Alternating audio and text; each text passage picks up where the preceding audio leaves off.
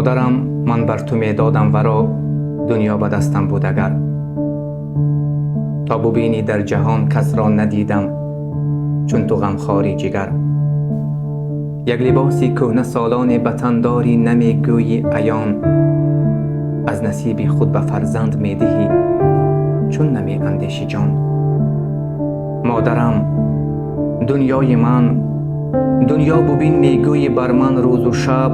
در درونی دیده هایت میبینم من روی دنیا رو عجب. شب نشب است از برایت در سرم بیداری روز. مهربانی میکنی گویا به چشمت طفلی نوزادم هنوز.